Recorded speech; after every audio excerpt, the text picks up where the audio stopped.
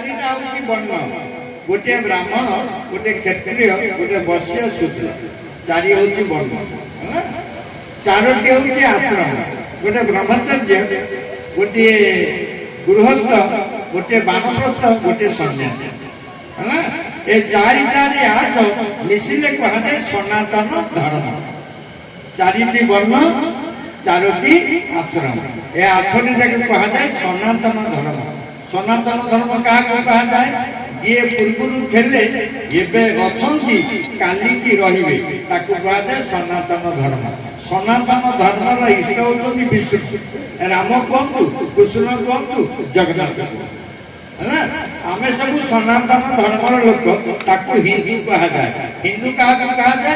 ହି ମାନେ ହିମାଳୟ, ହିନ୍ଦୁ ବୋଲନ୍ତି ଚନ୍ଦ୍ର। ହିମାଳୟ ଭଳି ସ୍ଥିର, ଚନ୍ଦ୍ର ଭଳି ଶୀତଳ, ତାକୁ କୁହାଯାଏ ହିନ୍ଦୁ। ଆମେ ତ ଖାଦ୍ୟ ଖାଉଛେ ଗରମ, ଶୀତଳ କୁଆଡ଼େ ହବ?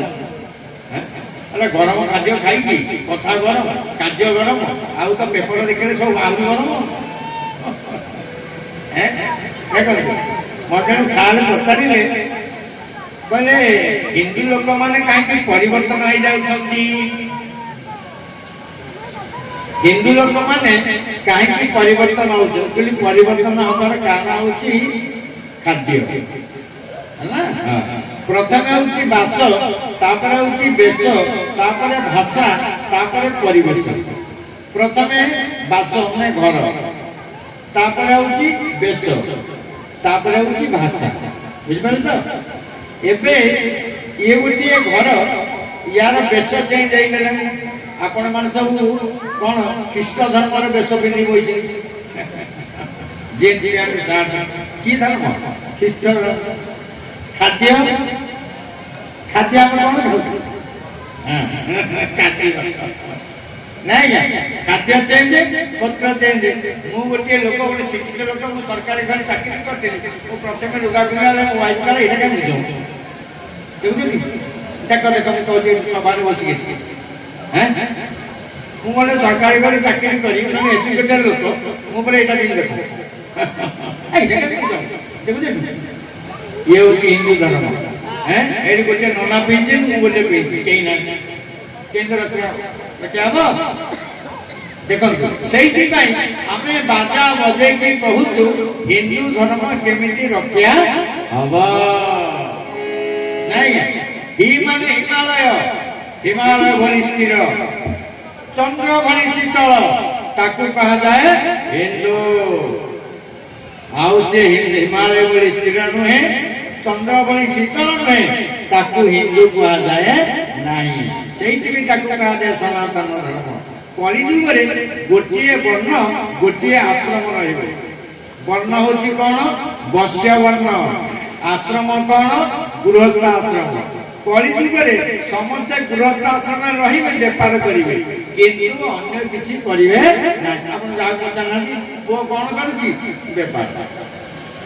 ଲୋନ୍ ଆଣି ବେପାର କରିବ, ନାଇଁ ନା? ଆଉ ଯାହାକୁ ଦିଟା କଥା, ଆମେ କେହି ବାବାଜୀ ବୈଷ୍ଣବ ହବୁ ନାହିଁ। ଆଜ୍ଞା, ମଠ ବାଡ଼ି ଓଡ଼ିଶାରେ ଘର ଯେତେ ମନ୍ଦିର ଦେହ ଦେବତା ସବୁ କୋଉଠି ଲୋକ ନାହାନ୍ତି, ସବୁ ଗୃହସ୍ଥ ଆଶ୍ରମରେ ପ୍ୟାକ୍ ହେଇକି ରହିଛନ୍ତି। କେହି ବାହାରକୁ ଯିବାକୁ ଇଚ୍ଛା କରୁ ନାହାନ୍ତି, କେହି। ସବୁ ସେ ମନ୍ଦିର ବାଡ଼ି, ମଠ ବାଡ଼ି ସବୁ ଫାଙ୍କା। କାରଣ କଳିଯୁଗରେ ଗୃହସ୍ଥ ଆଶ୍ରମ ଗୋଟିଏ ରହିବ, ଆଉ ବୈଶ୍ୟ ବର୍ଣ୍ଣ ବେପାର। ବେପାର କରିବା, ଘରେ ରହିବା, ଅନ୍ୟ କୌଣସି କାର୍ଯ୍ୟ କରିବା ନାହିଁ। ଆସନ୍ତୁ, ଭାଗବତରେ ଲେଖା ହେଇଛି, ସମସ୍ତେ ହୋଇବେ ବେପାରୀ, ବେପାର ହୋଇବ କାହାରି। ଗୋବିନ୍ଦ ଗୋବିନ୍ଦ ଗୋବିନ୍ଦ ସମସ୍ତେ ହୋଇବେ ବେପାରୀ, ବେପାର ହୋଇବ କାହାରି। ଗୋବିନ୍ଦ ଗୋବିନ୍ଦ ଗୋବିନ୍ଦ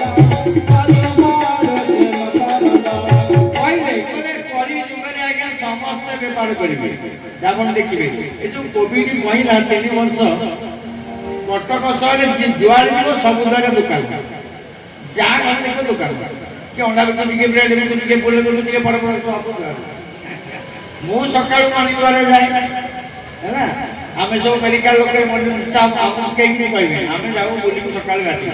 ଆଉ ସମସ୍ତେ ଘର ଭିତରେ ପ୍ୟାକ୍ ହେଲା। ମୁଁ ଦେଖେ ସବୁ ଦୁଆରେ ଦୋକାନ। ଆଜ୍ଞା, ଆରେ କିଣିବ କି? ସବୁବେଳେ ଦୁଆର ଦୋକାନ ନା ଆପଣ କିଛି ବିକ୍ରି ହେଲେ ପେଟ ପୋଷିବ କେମିତି? ପେଟ କେମିତି ପୋଷିବେ? ବେପାର କରିବାକୁ ପଡ଼ିବ ନା। ସମସ୍ତଙ୍କୁ ତ ଦାନା ପାଣି ଭଗବାନ ପରମାଟ ଦେଇନାହାନ୍ତି ନା। ନା ଆମେ ସବୁ ଚାକିରି କରିଛୁ ସୁନା ଦାଇ ମଲା ପର୍ଯ୍ୟନ୍ତ ଦିଆହେଇଛି ଅନ୍ନ ପାଣି ନାଇଁ ଆଜ୍ଞା। ସମସ୍ତଙ୍କୁ ମିଳିବନି, ସେଟା ସମସ୍ତଙ୍କୁ ମିଳିବନି। ଆପଣ ଦେଖନ୍ତୁ ମିଳିବ ନାହିଁ, କାରଣ ଏଇଟା ହଉଛି ଭଗବାନଙ୍କ ଦାନା ପାଣି ନାହିଁ। ଆପଣ ସବୁ ଦ୍ୱାର ବେପାର, କିନ୍ତୁ ବେପାର କାହାର ହଉନାହିଁ। ଭାଗବତ ଲେଖା ହେଇଛି, କହିଲେ ସମସ୍ତେ ହୋଇବେ ବେପାରୀ, ବେପାର ନହିବ କାହାରି। ଗୋବିନ୍ଦ ଗୋବିନ୍ଦ ଗୋବିନ୍ଦ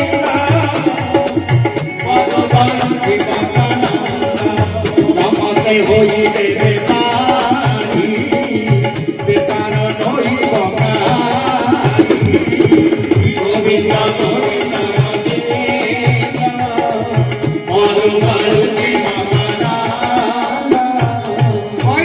ଶ୍ରୀମଦ ଭାଗବତ ପ୍ରସଙ୍ଗ। ଆଜି ଆମେ ସମସ୍ତେ ସେଇ ପଟେ ଗୋଟିଏ ପଟେ ରହିଛେ।